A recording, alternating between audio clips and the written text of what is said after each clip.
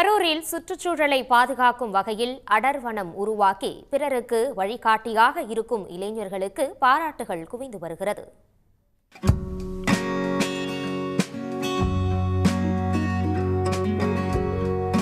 கரூர் மாவட்டம் தான்தோன்றிமலை ஊராட்சி ஒன்றியத்திற்கு உட்பட்ட பிச்சம்பட்டி பகுதியில் 300 ஏக்கருக்கு மேற்பட்ட அரசுக்கு சொந்தமான நிலங்கள் உள்ளன. மேலும் அப்பகுதியில் 20க்கும் மேற்பட்ட கல் குவாரிகள் செயல்பட்டு வரும் நிலையில் காற்றாலை மனை பிரிவுகள் வருகையாலும் மரங்கள் பெருமளவில் அழிக்கப்பட்டுவிட்டன. இதனால் நாளுக்கு நாள் வெப்பத்தின் தாக்கம் அதிகரித்து வருகிறது. இதனை தடுப்பதற்காக அடர்வனம் குறுங்காடு நண்பர்கள் என்ற அமைப்பினர் மியாவாக்கி காடுகளை வளர்த்து வருகின்றனர். ஒரே இடத்தில் பல்வேறு வகையான 500க்கும் மேற்பட்ட மரக்கன்றுகளை நட்டு அவர்கள் பராமரித்து வருகின்றனர்.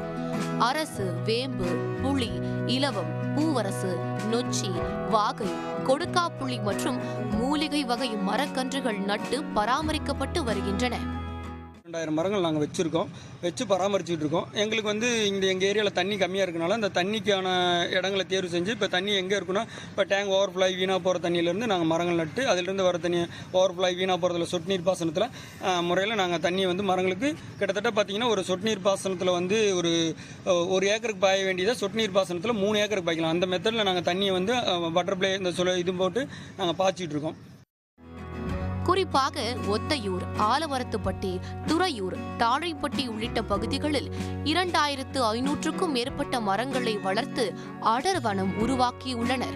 வறட்சி காலங்களில் தண்ணீர் பற்றாக்குறை இருந்த போதிலும் லாரி மூலம் தண்ணீரை வரவழைத்து மரக்கன்றுகள் பாதுகாக்கப்படுகின்றன. இதுவரை 22,000க்கும் மேற்பட்ட மரக்கன்றுகளை நட்டு பராமரித்து வருவதாக தெரிவித்த இளைஞர்கள் பசுமை பரப்பை அதிகப்படுத்த மாவட்ட நிர்வாகம் சிறப்பு கவனம் செலுத்த வேண்டும் என கோரிக்கை விடுத்துள்ளனர். உடனுக்குடன் செய்திகளை தெரிந்து கொள்ள சன் நியூஸ் பெல் ஐகானை கிளிக் பண்ணுங்க.